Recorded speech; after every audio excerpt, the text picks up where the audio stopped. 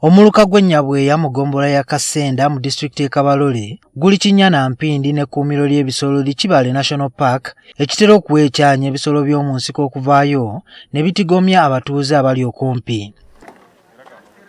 Okutangira embeera eno nga kitongole ki Uganda Wildlife Authority kyateekawo ekikomere ky'ekimpatiira okugezaako okuziyiza ensolo z'omu nsiko okusala okuva ku ludda lwa Kibale National Park okudda oludda oluwangalirako abantu.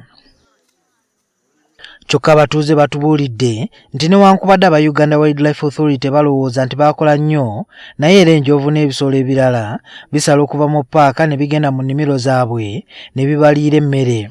N'egijja obulungi neyeetooloola eri n'erya emmere y'obulungi oluusi eyinza okukusiŋŋaana nga weebase. Era ekisolo kiri okumanya nti Mukama Katonda yakitonda.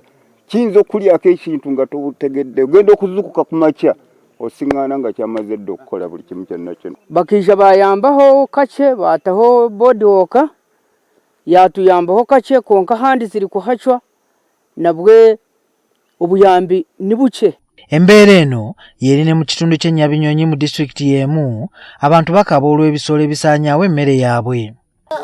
Mu paaka bakabateera bakabahendagulamu bakabata mu nkomo mukurugamu bakarugamu barafa abizukuru tebine school fees. Fenga wano tebatemye kitegeeza tebakungudde kataawo enjala egenda kutuluma era tewabeera mmere.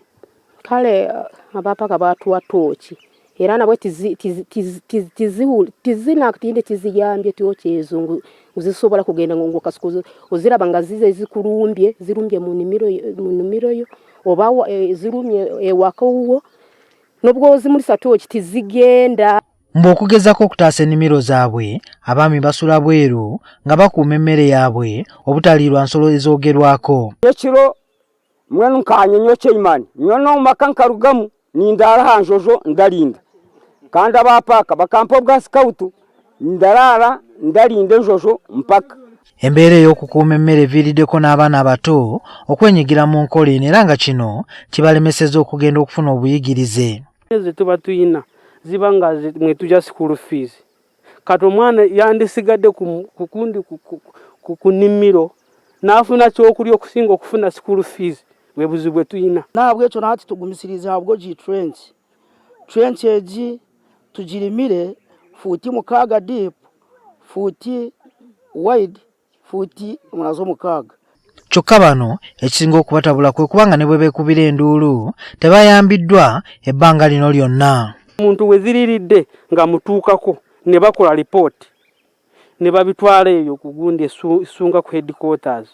Lipooti zisigalayo. Nze era ensolo zino zakandira emmere yange enfunda nnyingi naye nze mbirekera Mukama Katonda kubanga ngenda okulaba okuyingira mu process wano gye batugamba aba wildlife nga mpanvu nnyo.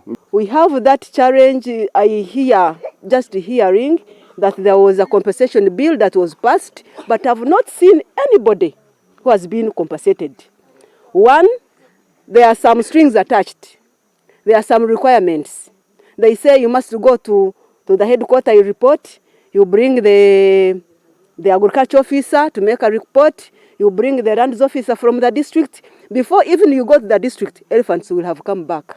Atwala okuteekateeka fayiro eno negenda mu kakiiko akayitibwa Compensation Verification Committee. Mu ggwanga lyonna tulina akakiiko kamu. Kati kana akakiiko kenenya fayiro zonna ezivudde mu bitundu byonna ebya Uganda. So omulimu munene nnyo. Naye nga kakoze omulimu etendo. Wabanga tusasudde abantu abawera ku bangi nnyo tusasudde. Billions ne billions ze tusasudde mu bantu. Era n'abantu bajja kusasulwa. Kye mbasaba bagumikirizeemuko.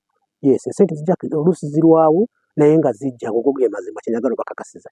Tetwabeerabira tukimanyi gye bali era tuli mu kusasula bantu. Oyinza osanga abali mu abo abakaayana mu kiseera kino nga be bamu ate baagala ekitongole ky'ebisolo kibateerewo sseŋŋenge w'amasannyalaze nga bwe bakoze mu bitundu ebirala basobole okutaasa embeera. Tulimu kuleeba nka Queen bakataho fences eziratangira n'engashi orugo ruratangira ejojo kuza mu bantu.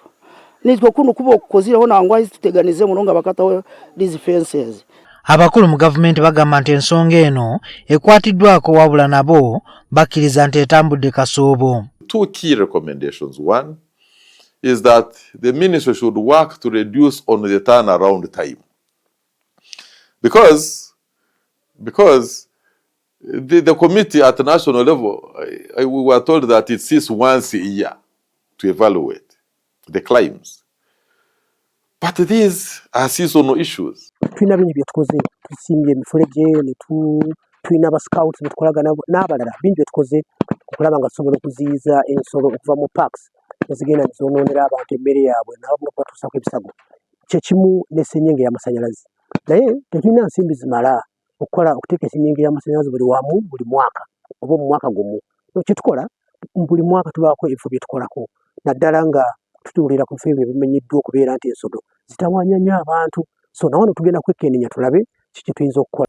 Enfunda eziwera abatuuze abaliraanye amakuumiro g'ebisolo baze beekubira enduulu ku bisolo ebibaliira emmere kyokka okukaaba kwabwe awamu tekuvaamu mulamwa.